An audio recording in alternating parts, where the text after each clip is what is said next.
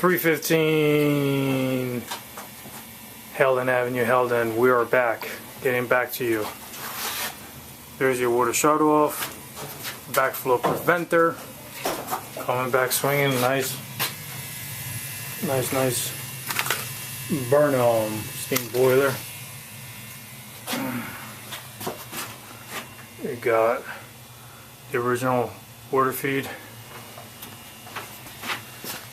Double risers coming off the boiler, swing joints. Tie into your T. After your T, you got your risers. Double risers, the way it's supposed to be done. All in black, gentlemen, ladies. There's your takeoff right there, picking it up, bringing it down. Steam coming this way. All in black. Picking up to that T that had the asbestos. Must have fallen off. Okay. Then you drop down to your equalizer, 2-inch equalizer, big dog style. Hartford loop. Drain. All the way through. Pressure relief valve. Pancakes. Now we got the other side. Gas shut off. Power shut off.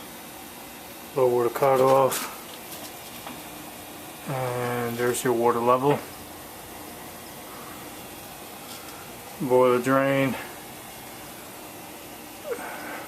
Both returns coming back, no more copper.